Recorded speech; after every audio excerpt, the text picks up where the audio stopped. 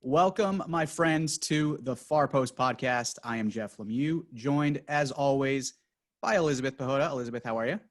I'm good, Jeff. How are you? Fantastic. Mostly fantastic because of our special guest today. I don't want to waste any time bringing a guy back onto the show who's been on the Far Post Podcast many, many times before, but not for a few years. He's back with us again, Mr. Lee Nguyen. How you doing? How's it going? Fantastic. Really Thanks for excited to joining have you us. back on the show. Absolutely. You've been back for a few weeks now in New England, rejoining the Revs. So my first question is, has it felt like coming home, or because of all of the changes within the club, has it felt more like joining a new club?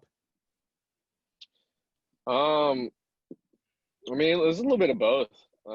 It's like coming home, from the holidays to visit your family, but they moved into a new house, So I love that analogy.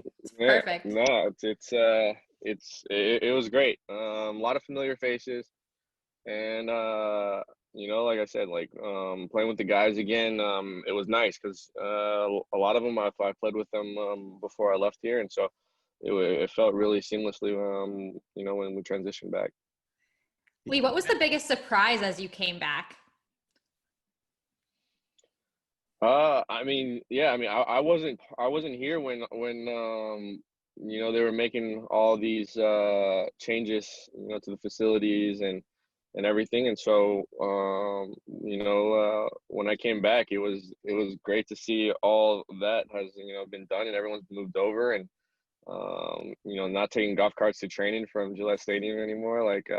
That was really cool to see how that's changed from the 2 years I've been gone. And so, it was really refreshing to see all the effort that was gone into to make the Revolution be where it is right now. You've mentioned the training center, the new house, quote unquote, that the club has moved into. What have been kind of your thoughts on the facility itself as you've gotten settled in? Because that is really one of the biggest changes since you were gone. Yeah, I think it's amazing. Now where we trained before, the academy is training there too, and we're in close proximities. So they're able to see, what it's like to be in the first team. Having that whole facilities there, to give them, goals and aspirations to where they can one day be at. And I think it's great for the first team players to have this to go to work every day. I think this is great motivation. And also I think it's also an exciting place to now players that were in the league or in abroad, and it's a cool place to be at now, because this is a soccer specific environment you guys we have built there. So. And every day as you walk into the facility through that upstairs lobby, they've got the mural of legends on the wall. You are part of that mural. Now that you're back with the team, so you've got Steve Ralston up there, Taylor Twellman, Shari Joseph, Matt Reese, Clint Dempsey. You're up on the wall as well. So what was that like for you coming back the first time and seeing that? And I guess what's it like every day walking into the building and being like, yeah, they got me on the wall. Yeah, I mean, that's so cool. Just to show that, all your years that you spent here, you're able to make a difference for the club. And, obviously it's great to be recognized as part of, one of those guys up there. And I've had the fortunate time to play with a couple of them and played against, one of them. And like I said, those are legends. And so, like I said, just to be a part of that group, it's a real honor. How do you feel about the hairstyle they immortalized up there? I think it was the blonde look. That was a good year. So. Yeah. That's important. It's going to be up there for a long time. So you got to make sure you had the right hairstyle. Oh man. Yeah. There's a lot to choose from. So. Does it make you want to re-dye your hair blonde? Oh man. I've definitely gone back and forth about, changing my hair and whatnot, but yeah, I think we're gonna stick to where it's at now. So, but yeah, no, those are fun times for sure. You mentioned coming back into a locker room where you're familiar with a lot of the guys, and we were talking with Bruce Arena a couple of days ago, and he mentioned, your leadership being one of the qualities that he has been excited that you've brought to this team, even though you've only been back with the group for a couple weeks. So I guess what's that kind of balance like when you are a player who a few years ago was a captain with this club? You've obviously been a leader for a lot of the guys in this locker room and amongst these guys, but you're also coming in some regard into a new locker room with a lot of new guys. So how do you kind of find that balance of finding that leadership role in that situation? Yeah, I think there's many ways to be a leader on the team besides just having the armband. You know, being part, you know, of LAFC when I was there. You know, I think Carlos had the armband, and I remember Bob was saying, like, you know, even though he's the captain, like, we need more leaders, you know, on this team. You know, we don't need just, you know, he's not just the only one, and so you know, that carried a long way to me. And so, you know, I think he was preaching that, you know, in order for us to go really far, we need a lot of guys to step up. And so, you know, I just tried to bring my experience to this team and help the guys, you know, see the game in the same way. And so that we can be, you know, fluid and have a good rhythm when we're on the pitch. And for me, when we're at our best that way, we're going to be very hard to beat. You mentioned your time in LA. You spent these past few years, a couple of years with LAFC, and then the beginning of this season with Inter Miami. And I know those two clubs, obviously different situations on their own right, but also somewhat similar in the fact that they were both very young clubs, not just trying to build a roster and build a playing style, but trying to build, you know, a club culture and build a club identity. So what were you able to take from these past few years being with clubs like that at kind of that early part of their, you know, forming that identity? Yeah, I mean, those were big things. I think, you know, the main thing that I've been fortunate enough to be at with all these clubs was uh, they were trying to build a culture at all these clubs. And, you know, I think the culture starts with, you know, the guys in the locker room. And both of these clubs, they've built a great locker room with a bunch full of guys. And I think that's where it starts. You know, it's such a key component to have a great locker room, and I've been able to see, you know, the impact of, you know, having a close knit group of guys and what it can do. And so I think that's so important, and for them to be able to make sure they got that right, I think it was key.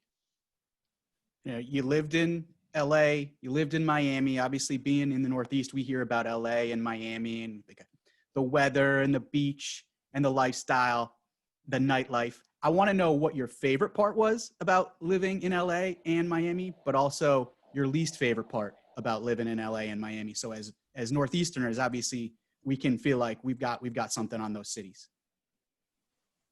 The least favorite about LA was the traffic and taxis for sure. But yeah, my favorite part about LA was just the weather every day, year round, was amazing. And so you know, in the winter, in the off season, you didn't really have to go anywhere because, you know, you're in such a great place weather wise, and, you know, you're able to go to the beach in December, so that was crazy. And yeah, Florida was, you know, we lived in the suburbs, so it was nice to you know, it was a different vibe, different speed, and so, like, that was a nice change of scenery. But for me, it was way too hot. I didn't know it could ever get that hot. So you guys saw it in Orlando, how, you know, like, we had to train in that every day, and so and to have games at 9 a.m. sometimes, like, that was brutal. And so those are things you had to adjust to when I moved from LA to Miami. So it was really refreshing when I came back here and it was 70 and sunny. But yeah, I mean, the food in LA, the just the amount of options that it had, and me and my girlfriend were both really healthy eaters, and so I think it was really great to be able to go there because there were so many different varieties of types of foods that we like to eat. So. Lee, you mentioned the warmer climates in both Miami and LA. How prepared are you mentally for the snow that's coming soon in New England? Yeah, I know what to expect to come in this time around. For me, my first year when I was here, I had no idea. I parked my car outside, and I went home for 4 weeks, and I came back and I couldn't find my car underneath all the snow. So, Oh no. so yeah, I think I'm a little bit more prepared this time around. Yeah, I know what to expect. So. Important to remind people too, you grew up in Texas. So when you talk about heat, it's not like heat's a new thing to you, but that Florida heat is on another level even than Texas heat come summertime. Yeah, I mean, Texas heat, you have it, one day, and then the next day it could be 70. This Florida heat's every day. It doesn't change. So You, rain or sun. you are back in the Boston area where you've said you prefer the weather up here to that weather down in Miami. And I know we're in kind of a unique situation right now, obviously, because we're still in the middle of a pandemic. So the situation's a little bit different, but in the couple weeks you've been back, have you had an opportunity to get back to any of the places in Boston that have been favorite spots for you that you'd been missing over the course of the past 3 years? Yeah, I mean, I think I talked to you guys earlier. We're at the Faux Place right now that was one of my favorite spots before I left. And wanted to try out Cressy, one of my restaurants here that I'm part owner of. Um, so this was cool to see all that. And then also I wanted to see how much where we used to live back in South Boston and see how much it's grown since I've left. And um, all these things and places how it's changed a little bit, but and then some haven't changed at all. It's really definitely brought back a lot of memories and good feelings for sure. Yeah, how is, and I don't want to say it incorrectly. I know people say pho. I feel like the actual pronunciation is probably like pho, right? Yeah, it's pho, but I also like saying pho too. How is there a decent pho scene in Boston? um I would like to see more, but the pho here, the food, like the quality of it, it's actually really good. And so this is why I like to go here so much. But I honestly haven't found a good pho place when I was in Florida, but there was some good ones in LA. But this one is definitely up there. So. All right.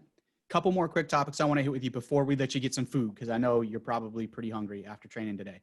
I want to go back just briefly to the trade itself, because obviously we kind of all now remember where we were and how we heard that Lee Nguyen was coming back to the Revs. Like, do you remember the details of kind of like where you were, how you got that news, and what kind of that initial reaction was in that moment?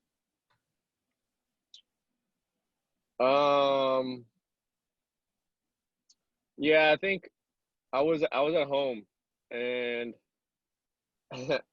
this was this was definitely something that wasn't a complete shock because I kind of asked for a trade 3 weeks prior, and I remember Paul asking where does he want to go, and I was like New England. So yeah, I remember that all going down, and then uh, so I kind of was just waiting because he was like, all right, we'll see what we can do.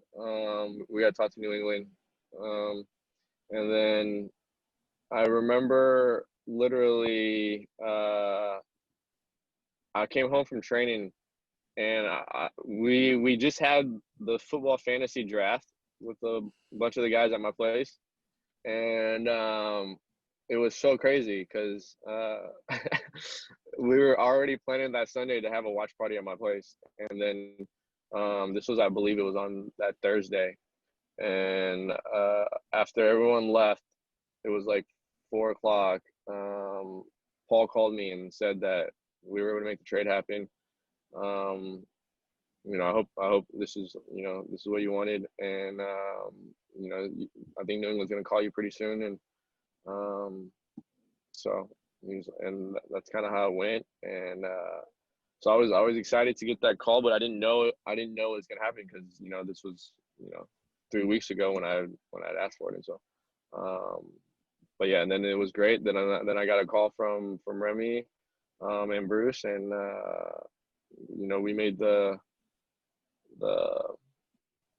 plan to try to drive up there as soon as I can, and so that I can start being with the team as soon as possible. The Revs locker room, when they received the news, had the reaction of "No way! Like you're kidding! That can't possibly be happening. Lee's coming back." Who was the first former teammate to reach out to you, and what was their reaction? Yeah, I had a couple guys. I think Matt reached out through Instagram, and then Scotty texted me and was like, "Is the rumors true?" And I'm like, it just happened. So I didn't know how they knew. So, and this was happening while I was in the middle of the road. I was going, I had left that night, and I remember them texting me in the morning, and I was like, yeah, the rumors are true. I'm actually on the road right now, heading there. And so they're like, yeah. So they were super excited and thrilled, and was welcoming right off the bat. So it was great. I think that's the first time that we've heard that you actually requested to come specifically back to New England. So that's awesome to hear. You mentioned you got in the car and started driving right away. I mean, take me through a little bit of the details of that drive. Like, what time did you leave? How long did it take you to get there? How many times did you stop? Had you been on a ride like that before? Like, that's a big undertaking. I've been on a ride like that before. Actually, I drove from Boston to Dallas one off season in my car. But I haven't done it in my Tesla, so I didn't know how this was going to be, because I knew I had to stop and charge my car, but I didn't realize how many times I was going to have to do it. And so it was brutal, but also there was no way I would have done it without the Tesla as fast as I could have. It's weird, but what I mean by that is, so I had to stop every 2 hours to charge the car. But there was no way I was driving through the night without my Tesla, because I would have had to stop somewhere and sleep for sure, because there was times where I was kind of dozing off a little bit, but I had it on auto drive. And like I said, the only driving 2 hours every time helped too, because it made you have to go out and charge your car, and then during those 2 hours, or during that time when I was charging it, like the 40 minutes or an hour, I was able to take a little quick nap, which gave me the energy to go for another 2 hours. But yeah, the drive through the night was a tough one, because like I said, it was dark and there's nothing going on. There's no one else there. But like once sunlight hit, it was cruising. So that's a heck of a drive, because that was going to be another question. Like, did you stop and stay somewhere, or you just went straight through? I've done that once before, from South Carolina to Boston, all the way through overnight, and it's not brutal. Fun. I'll say that. Yeah, the morning drive isn't bad, because you're able to see things, and it's kind of cool. But yeah, the night drive is definitely the toughest. Yeah, that sun comes up, you start to feel like you literally see a light at the end of the tunnel. Yeah. So it gives you that little extra boost. Lee, last topic, we're gonna let you get to eat, but we know you're wearing the number 42. It's kind of weird for us to see you out on the field right now with 42. It's taken a little bit of getting used to. But I know you had worn the number 24 with the Revs in 2012. You'd worn the 24 in LA and with Miami. I guess we never really talked about it your first time around. Was 24, did that start in New England, or was 24 your number before you started in New England in 2012? It was my first number as a professional. And I remember when I had the option of what number I wanted to pick when I was at PSE. I've always worn either 10 or 14 or one of those numbers, 11, 9, whatever, but I wanted a number that I knew that, was going to mean something to me. And I remember, when I had the options of picking, none of the numbers really meant anything to me besides 24, because Kobe Bryant, I remember saying, like, he was a big big idol for me growing up, in his mentality and the way he conducted himself as a pro. And so I figured I was going to wear that number in soccer and make that my own too. And so I've been fortunate enough that everywhere I've gone, 24 isn't really a popular number in soccer. So I've been able to acquire it. And so and so all the teams I've been at, it's kind of stuck with me. And so I just decided to keep it. I know when you were with the U.S. national team too, I know at least once you'd worn 8. So is that a Kobe Bryant thing too? No, that was just given to me. Okay. I had nothing to do with that. That worked out though. Yeah. You could tell people it was a Kobe Bryant thing. It looks like you had the Mamba mentality while you played with the Revs too. I love that backstory. Is it? Yeah, no. Is it confusing for you at all right now? Like when you were on the field, or I don't know if actually, yeah, you would have been on the field with DeJuan. When you see DeJuan run past you, you see the number 24 burn past you, or you're like, what's going on? Is that still confusing? It was a little weird at first to see his number, or to see that number on his back when we were walking out for the game. But it really hit me when I was signing autographs the other day, and I was putting my signature, and I accidentally put 24, and I'm like, oh God, that's not my number right now. Well, that's the thing. Like, yeah, guys incorporate their number into the autographs, but like, you're still kind of Lee Nguyen number 24, right? Like that's still kind of part of that identity. So you actually did switch up the number signing autographs? No, I just did Lee Nguyen. So, okay, yeah. That works. All right. Well, Lee, I know you're going to get some food. You're getting ready for this game this weekend. Call your girlfriend back. Go get some lunch. And we're happy to have you back in New England. We really appreciate you taking the time, man. Awesome. Happy to be here. Thanks, Jeff. Thanks, Lee. Thanks so much, Lee. Thanks for listening, everybody. We'll see you soon on the Far Post Podcast.